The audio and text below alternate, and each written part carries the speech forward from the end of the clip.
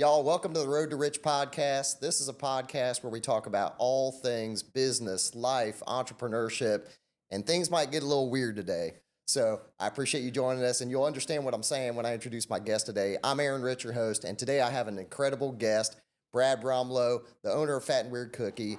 And man, there are some incredible things that are going on in your business and your world. But I want to start with your origin story, man, because to me it is awesome that one day 1,000 cookies arrived at your front door, man. Can you tell us what that was like, and kind of what your when you opened the door and you had 1,000 cookies? What was that like for you? Yeah, so we lived in Houston at the time. My wife and I had grown a social media following, and she thought it'd be a fun surprise to ask for people to send cookies to our P.O. box in Houston. Because cookies are my favorite thing. So she's like, what better birthday surprise than get him a bunch of the stuff he loves? And I remember the first time, so it wasn't exactly on my doorstep, it was at P.O. Box, but I showed up to pick up our mail like I normally do at this P.O. Box, and I opened it up and they had like a thing that said, need to see the front. And so I came to the front, I said, hey, I think you have some packages for me. And they're like, oh, we have packages for you. And I was like, what do you mean? Because I had no idea this was happening. My wife completely surprised me with it. Yeah. And they kept calling me birthday boy. So I was like, what did someone send me that like they knew it was my birthday? Yeah. Well, they came out with 2 of these mesh bags that were probably about 4 foot tall and about, 18 inches to 2 feet around. And they were just full of packages. Yeah. And they handed it to me and I was like, what is going on?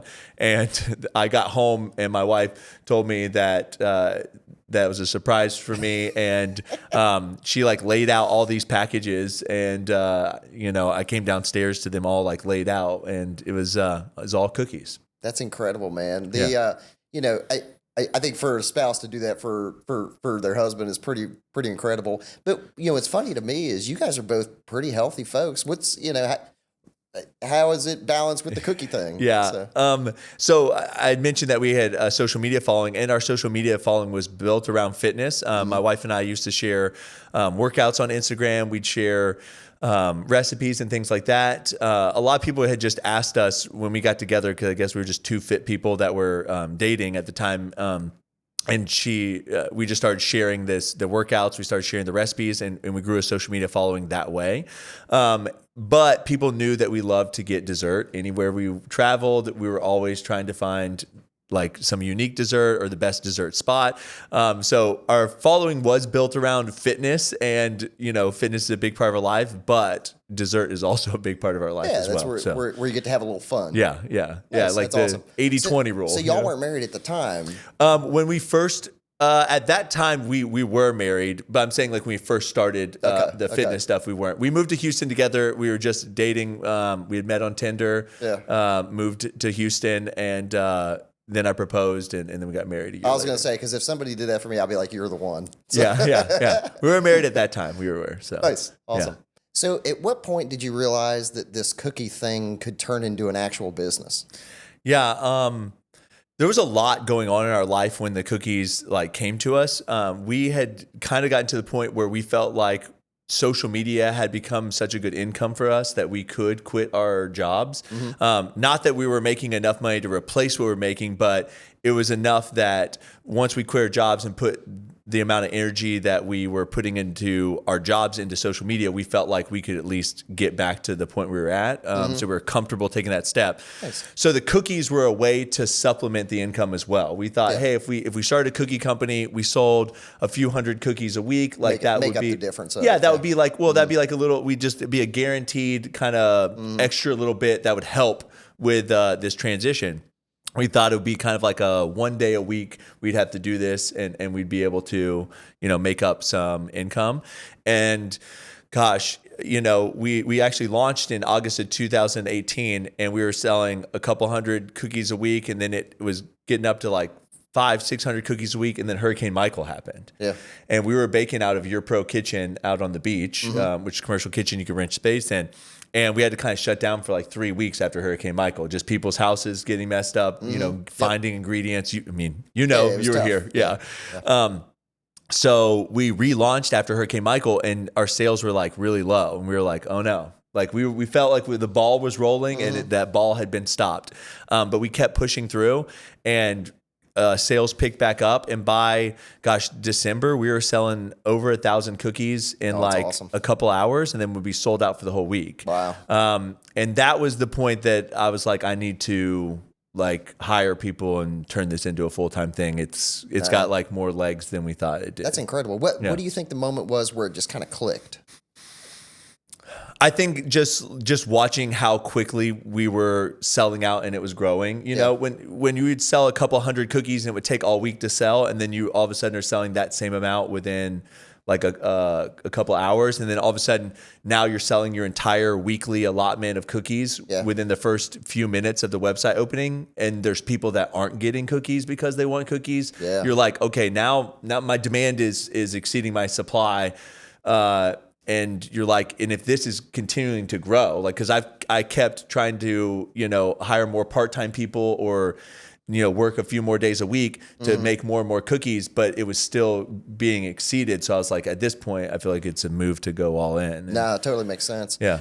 Was there something that happened to make that jump happen though? Because you talked about selling so many cookies and then it jumped to where you were selling out right away. Is that a question of awareness that people just knew about you? Yeah, I think, marketing, some of it is like every customer is a first-time customer for the first few weeks, but then people are like, oh, it earns its way into like some kind of rotation in their house. Like, oh, we always like to have fat and weird cookies at our house. So, now they're reordering. And I think that's what really happened is we have a huge repeat customer base. So, as more new people tried it, they became repeat customers. So you're just like kind of exponentially growing at that point. Well, and yours are so unique too. And I wanted to ask about that. When you got the 1,000 cookies, was it something that you guys were going through there and figuring out like what the perfect cookie for you guys was like what you liked, what you didn't like? Is that something that y'all were intentionally thinking about as you're doing that? Well, honestly, like we tried a lot of the flavors, but in general, I felt like cookies were really boring. And the chocolate chip cookie is the number one selling cookie. It's probably will remain the number one selling cookie, but like no one really pushed the envelope besides that. Yours are definitely different, man. Yeah, well, and that in a great way. Yeah, when people were making like Snickers cookies, they would just chop up a Snickers bar and put it into like a chocolate chip cookie base, and like that was considered their Snickers cookie, which is just like I put a Snickers bar in a cookie. Yeah. And I was like, I want a Snickers cookie to be like reimagine what a Snickers bar would be like if you were to eat it in a cookie form, not just put the product in it. And so that's kind of the concept we have. Like one of our cookies is Black Beauty, which it's a play on an Oreo. But most of the time when people make like a cookies and cream cookie, they just chop up an Oreo and put it into a chocolate chip cookie. Yeah. But we actually source the same cocoa that Oreo uses. And so like our cookie is that like dark color of an Oreo. And then we made our own like cookies and cream that we put on the inside and things like that. So it's like a reimagination of an Oreo into like this over-the-top cookie. And that's kind of my process for all of our cookies. And I've seen you guys put amazing things inside of the cookie too. Yeah. Like there's a donut in one of the cookies that I've seen, and Reese's peanut butter cups inside of it. Like you're very creative with like, it's like you go down the candy aisle and you're just like, all right, let's stick that in a cookie. Yeah, to some extent. And then sometimes it's just like, think of your favorite desserts you've ever had and like how would you turn that into a cookie, right? Yeah. So like a key lime pie, like, we have a play on a key lime pie as a cookie. Awesome. It's just like, I've always just been like, well, what's your favorite dessert and like how do we turn it into a cookie? That's awesome. So, I love it, man. I love the creativity behind it. So. Yeah, thank you. So tell me, how did Fat and Weird become the name? It's unusual, and I mean, there's got to be a story there, right? Yeah, so when we were deciding for cookie names, I'm sure you're familiar with like you're trying to brainstorm the name of a business and you're like throwing out all these names and all the time. Everything all of a sudden everything looks weird and you're like, this doesn't sound right. But Aubrey and I used to always make a joke when we would go, like I said, we travel, we like to eat. We'd say it's time to get fat and weird. Like when we were going to go to a buffet, when we got on cruises, like whatever it was, we make a joke. It was time to get fat and weird. And that I brought that up to her while we were like trying to brainstorm names. She's like, yeah, I really like that name. And honestly, it's probably something we get complimented the most. When we go to, we just went to a baking expo, we're walking around, people are like, I love the name of your company. No, it's cool. Yeah, people really love the name. So. No, that's very cool. And you guys are both healthy folks. And so, I think you mentioned before to me that those are times where you're out having fun, you know? Yeah. And it's a fun name. And the culture of your company and, you know, your social presence and all that, it's centered around fun, and cookies should be fun. Right, So right. it makes a lot of sense from that standpoint. Yeah. Yeah. So, well, very cool. So has there ever been a time where you thought you were coming up with some crazy cookie combination that really turned out to be a customer favorite?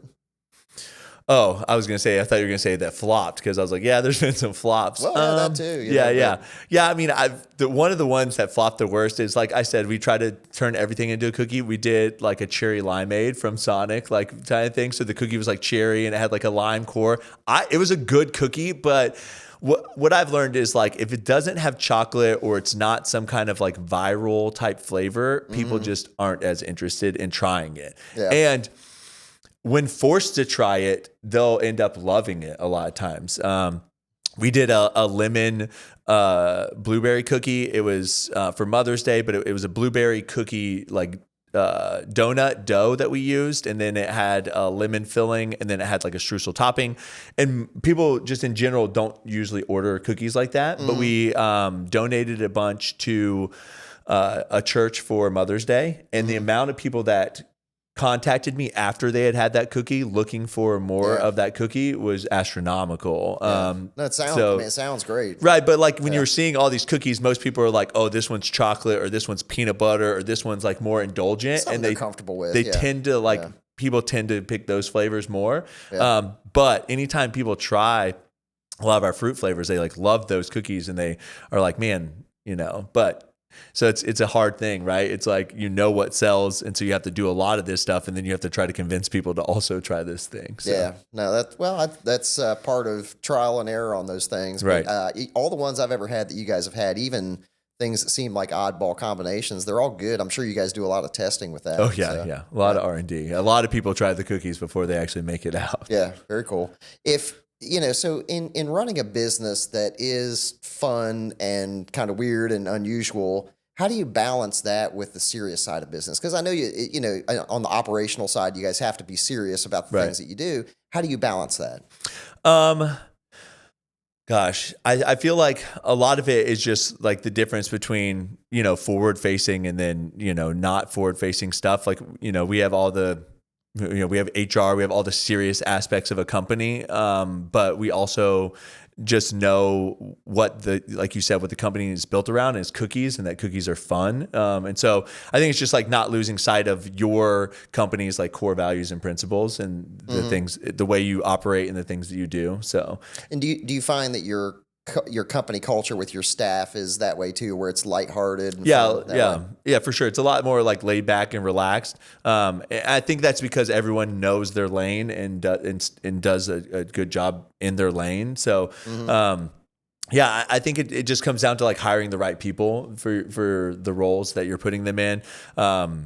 If someone's not a fit, like removing them from the culture right away is important to do. So I think that really just comes down to like your hiring and firing, to be honest with you. Yeah, so. and that's super important. We've talked about that a lot with different folks that have come on the podcast, just about finding the people that are right for you, right? And who's right for you may not be right for somebody else, and who's right for somebody else may not be right for you.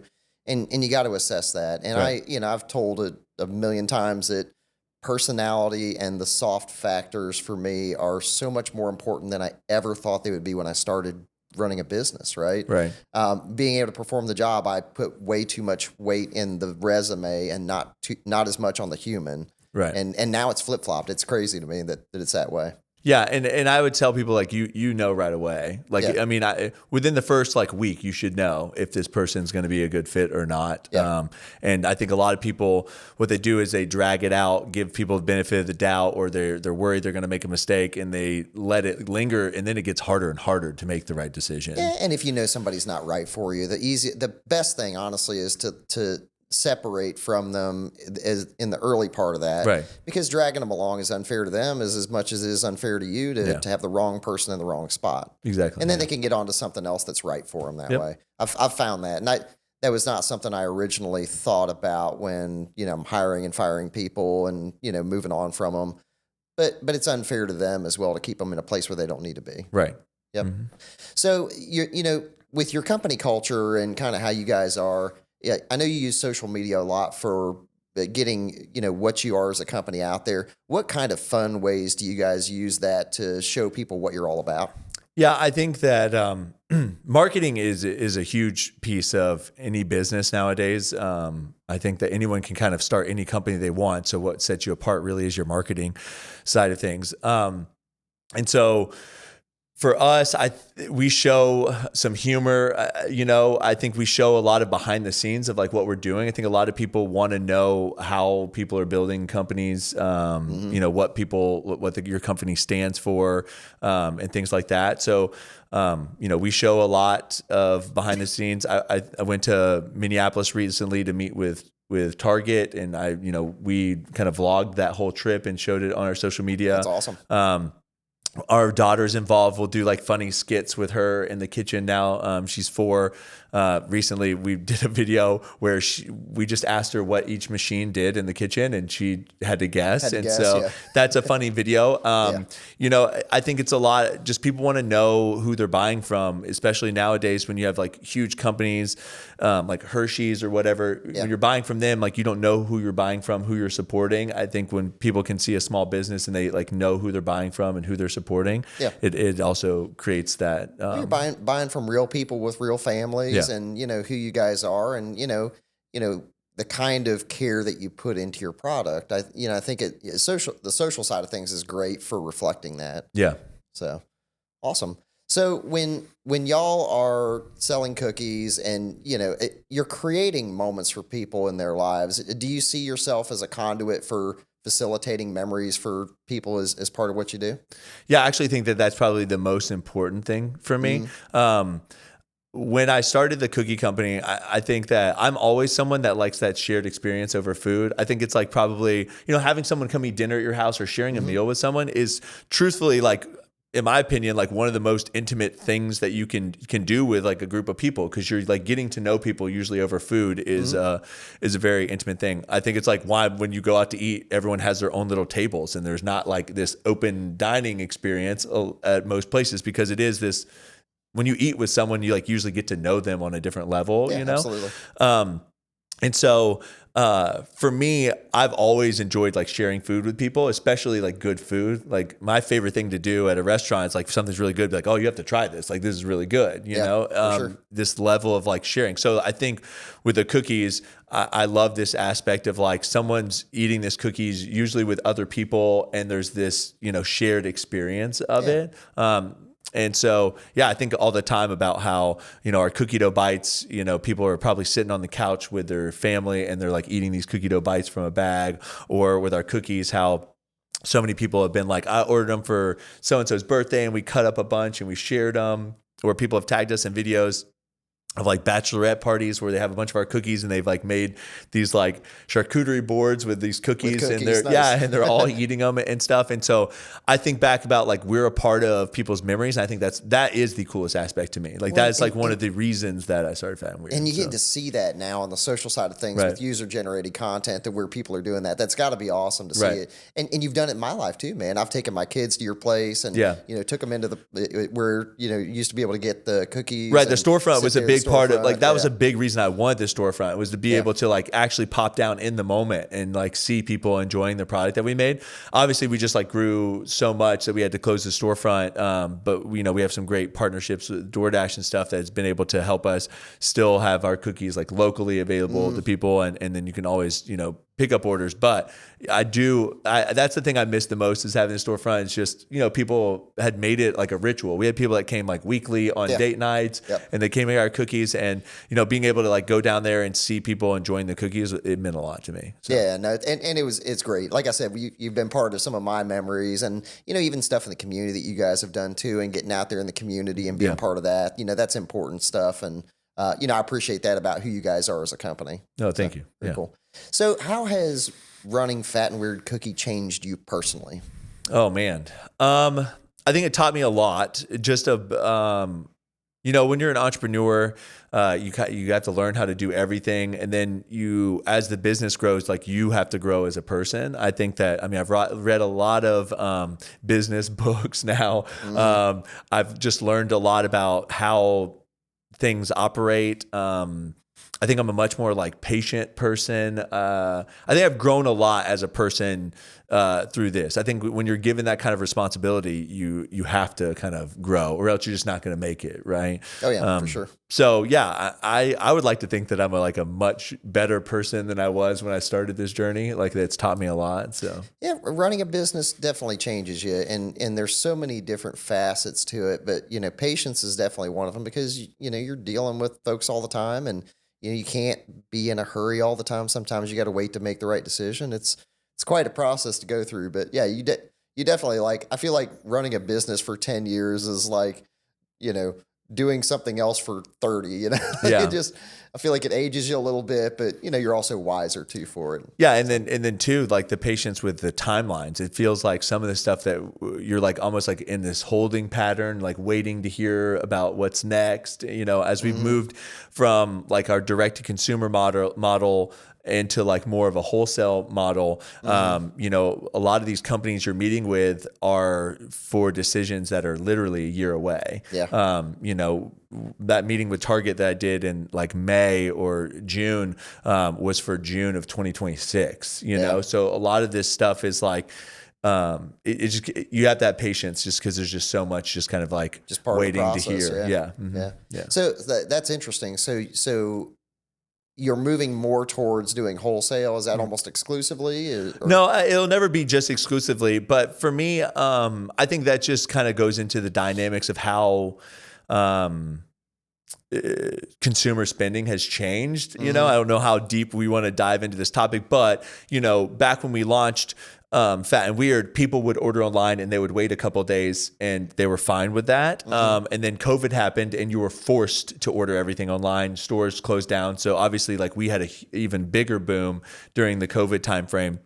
And I think now you're seeing people are okay with ordering things online, but they want it a lot quicker. DoorDash is one of our partners. They have seen insane growth. Their average cart value has gone up and up and up as well. People are starting to order their groceries on there as well. Yep. So, but we knew that people are not okay waiting 2 to 5 days to receive their cookies. So our big push is how do we deliver cookies to people in 30 minutes to an hour, no matter where you live. So that's awesome. kind of our new mindset. So going in, it was just like, how do we get cookies to anyone in the United States? And that was through mail. And now it's like, how do we get them to you in less than an hour? And is that through working through those companies who are doing those things Yeah, like so DoorDash? And DoorDash, Amazon GoPuff, and then obviously, we are working with Amazon. We need them to open up their fresh side to us, which they just don't have a lot of frozen storage, which is what we need for our cookies because of the shelf life is only 30 days at ambient, but we're working on some shelf stable products for some of the retailers and, if we can get into, Walmarts and Targets and things like that, you're just opportunity to be able to get the cookies in an hour or less, whether you have to drive to Walmart or Walmart plus it to your house or whatever it is, just expands, right? So that's the goal is like, we're trying to get into as many stores as possible. No matter where you live, you'll be able to get Fat and Weird cookies in an hour or less. Pretty cool evolution of from where you guys have been just a short period of time ago to the things you're thinking about now. Yeah. That's incredible. Yeah. What do you think the most difficult thing that you faced during the course of running your business is, and how did you overcome it? Oh man. I mean, I think there's numerous things. A lot of it, some of it's like I've made poor decisions that then you have to like, deal with the repercussions of bad decisions, gambling on things that didn't work out. And then, there's times that I've thought that something was a bad decision and then a year later it wasn't a bad decision. So it's kind of like that I feel like there's like a Chinese proverb where, this guy, a horse ran away and they said, everyone in the town was like, oh man, that's really bad that happened. And he goes, maybe.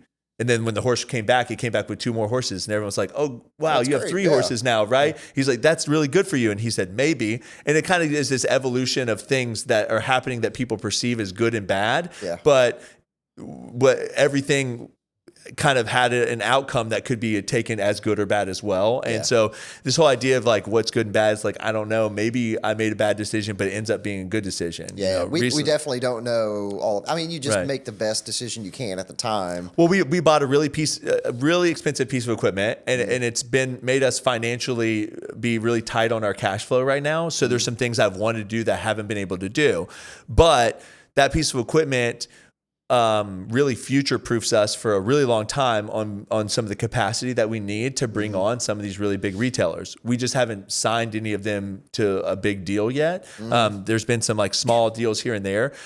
So right now it feels like I wasted that money. But if we signed one of them, I didn't, because the machine takes 8 months to build. We would then have, if we signed the deal and then waited, we'd have to wait 8 months to actually do the deal. Yeah. And then on top of that, just in the last year, the tariff prices and stuff have gone up so much that same machine would cost you more. Yeah, 10 to 15% more minimum. Wow. So right now it feels like it may have been a bad decision if we don't pull any of these in the next like 6 months, but we have active meetings with all of them. So if any of them go through, it was a good decision. So, again, you never know. Those are the risks you have to take in business, and you got to live with them and be comfortable with the decisions you make on it. Yeah. Has there been a decision that you made that you feel changed your trajectory of where you were going in business, even from early on? Yeah, I mean, honestly, buying the land that I bought to build the Fat and Weird headquarters on, like that decision was, when I made that decision was actually like in February of 2019. Like we hadn't even like hired full-time people really yet. And I was buying land for our future. Yeah. And then, building the building on there, I designed something that I thought was way too big. And now it's like probably just right, honestly. And we have land to build an expansion if we need to build the expansion. So yeah, I mean, I'm glad that I bought the land when I did, and, was able to build the building. We got a really great deal on a whole acre where we are. We're in the middle of Panama City over there on Jinx and 23rd. So, and I paid about $100,000 for a whole acre right there. It's not a bad which deal. is a steal by today's standards. Right. Yeah. So that's great. It's funny, man. We bought our building next door, and at the time when I bought it back in 2017 and we renovated in 2018, there was a point where I was like, man, I feel like, I'm never going to fill this building with people. And I was talking a week or two ago with one of my staff, and I was like, like we're kind of running out of space. Right. It's wild to feel like in a short period of time you've gotten to where you're like, oh my gosh, we're outgrowing something I never thought I would outgrow. Right. Yeah. And that's a great thing though, man. It's awesome from a business standpoint that you've gotten there, and you've gotten there in such a short window of time as well. Yeah. Yeah, it's always hard. I think you're always your own worst critic, right? You always feel like, man, I could have been doing more, or you compare where you are to, where you perceive other people are in their entrepreneurial journey, And so I think that that's just like a normal thing to do, but it is helpful to like sit back and reflect on like how far you've come, yourself. So you learn a lot by reflecting on, things you did right, things you did wrong, and then just kind of figuring out, going forward, how you need to make those decisions. What do you think is the most underrated trait in an entrepreneur that you think of? Gosh, the ability to just kind of like, I don't know, eat dirt, if you will, take the punches and like keep getting up. So just like, I don't know, perseverance is probably, I think it's like the most important trait. It's this idea of like, you're going to figure it out and you're not going to give up. Cause I feel like that's what separates most entrepreneurs from everyone else is their just ability to like continuing to push forward even when everything seems like it's going wrong, You can't defeat somebody who continuously gets back up. Right. Right. And that's a cool, I've heard something like that before, but if someone just repeatedly gets back up over and over and over and over, you can't beat them, man. Right. And a level of stubbornness in being a business entrepreneur is certainly a healthy thing, in my opinion. Yeah, for sure. I would, there's probably folks around me that think my stubbornness is probably not a great quality, but to me, I feel like it's, a positive. Yeah. And I guess if I was to put like, 1B onto that one as well. I would say just like passion, because you can tell when you're talking to someone that's passionate about what they do. Yeah. And it's a very infectious thing, it can and so I think those kind of people always win too. Like the people that are just, and maybe it's because, that passion feeds into that resiliency. But yeah, I think that there's like a passion for it. When you talk to people and you find out that they were in it they thought it was going to make them a lot of money or like whatever it is, that usually isn't a good enough. We talk a lot with different entrepreneurs and almost universally, I think in the beginning, people think that money is an allure to get them into being an entrepreneur. And then almost all of them have said to me that, as time goes on, that becomes way less important. And the passion for it and your desire to grow and keep getting better and to serve people, those kind of things stick. Do you find that the same with you and, as far as your journey through what you're doing? Yeah, I think that every entrepreneur would probably just sell to once they reached like some threshold if they were in it for money, because I think that I think it's fairly probably easy to make a company and grow it to a certain size to like exit out and make a little bit of money. Mm-hmm. But I think that, to stay in it, and when you care about it, it can't be about the money. I think that, I feel like money, I don't know, you can do a lot of things to make money. And so if you're in it for just the money, then I feel like it would just be like a quick turnaround thing. And then none of the money is guaranteed ever. So you'd just be wanting to exit really fast, to get the guaranteed cash. Yeah, definitely not. Has there been a time in business where you made a decision against your profitability that you felt was the right decision?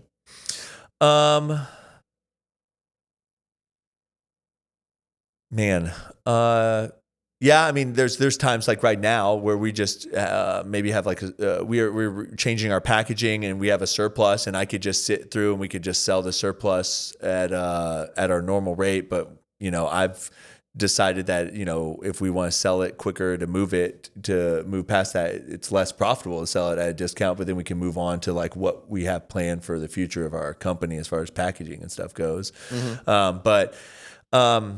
Truthfully, I don't think that we've had many decisions where we've had to weigh out those kind of things. Everything has been fairly smooth when it comes to that aspect of the business for us, truthfully. That's good. But yeah, so no moral conundrums of like, oh no, if we don't do this, it's something bad's going to happen type thing. So yeah. Nice. I know you have young kids as well. How do you balance your time as, a guy running a business and being a father and all the things you got to be in your life? How do you do that? Yeah, I think that's like the dilemma of a lot of men out there, even if they don't have their own business, is how do you weigh out this like work to family balance, for me, it's just making sure that I'm present when I am present with the kids. I don't really have a lot of hobby. Like I'm not a golfer or any of that stuff. So like on the weekends, I do spend just a lot of time with my family. Mm-hmm. But I do a lot of stuff when the kids are still sleeping. I wake up at 4:30 every morning to do my Bible study and then go to the gym or go run. And then I'm usually back by about 6:15, which is when the kids are waking up. So I can be home with them for like breakfast and all that stuff.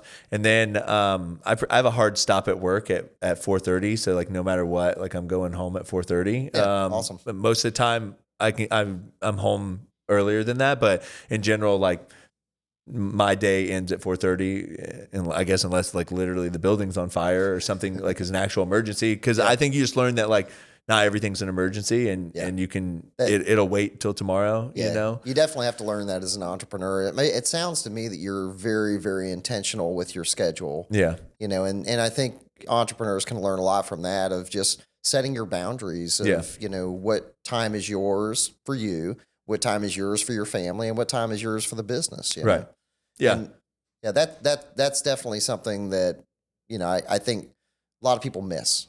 Yeah. So I'm glad you're not missing that part. Well, yeah, as an entrepreneur, I think you do kind of people please a little bit, right? Because at the end of the day, you are trying to grow your business, so you want people to like you, want you to like that. But I think eventually it comes a point where you have to make sure that you're taking care of yourself and your family, and it really just comes down to like how you line up your priorities, And for me, it's God, then my family, and then the business. So if I'm putting the business above my family, then I'm acting out of what I've said my beliefs are. And so I need to realign either my actions or my beliefs. So either I have to admit that the business is more important than my family, or I need to spend more time with my family. So no, I love that. I love that you've thought through that and have that perspective on it. That's awesome to hear. Yeah, so, thanks. Very cool.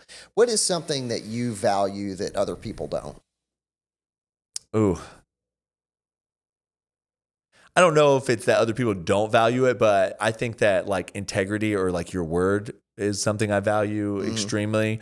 That's just me as a person, not just as entrepreneurship. So I wouldn't say that other people don't necessarily value it, but I've found that their actions and the words maybe don't align in the value system. Like I was saying earlier, that, people are just very easy to like, fall back on their word or, not follow through when they commit to things. So that's just like maybe my not to personal the thing. same degree that you do. On Yeah, that. yeah. I find it just like your word, your integrity is like that's like part of your character and who you are. Yeah. And so like that's one thing that I don't ever want to like fall short on. So Yeah, absolutely. Yeah. So what's something that other people value that you don't?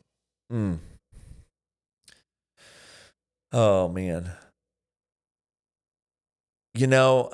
I think this is actually funny. Adam is a lot like this too.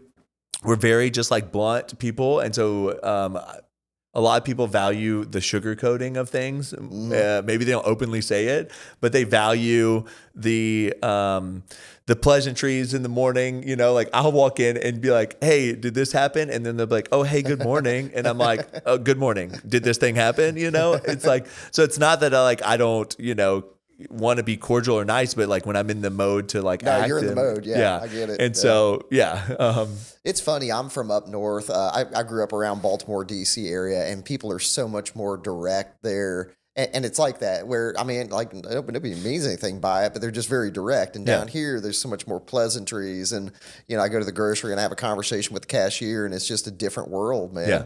But yeah, I mean, especially for folks that didn't grow up in Bay County, Florida, that's funny. They're accustomed to the pleasantries and the transitions that way. Right. And so for me, it just feels like a lot of extra communication and time consuming thing. Yep. And I don't want to get derailed. Like I need to know the answer. I need to know the answer to this one thing. Then we can talk about your weekend. That's awesome.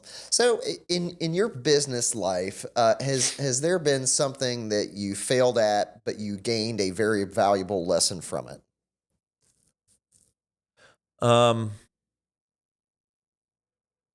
Yeah, I mean, I feel like there's failures all along the way. But I think I have a hard time like pulling failures out because I don't really label things as failures. I label them as learning experiences. I mean, I ordered from overseas box manufacturers from China, and there was huge mess ups, just like the way they ship things were bad, having to palletize things, like not being prepared for things.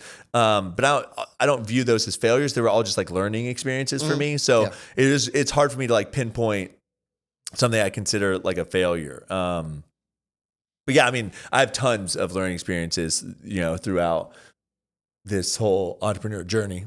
Well, I think that's the mindset that a lot of entrepreneurs have too, is that, when things happen that are maybe not the best things that happen, that you take a piece out of that and you're able to learn something from it and then not make the same mistake twice and be able to get better at what you do that way. And so it's funny that, you almost seem apprehensive to say, I haven't failed, because you're always learning something from it that way. And I feel like that's how it should be. Make sure you're doing it for like the right reasons, like not for money.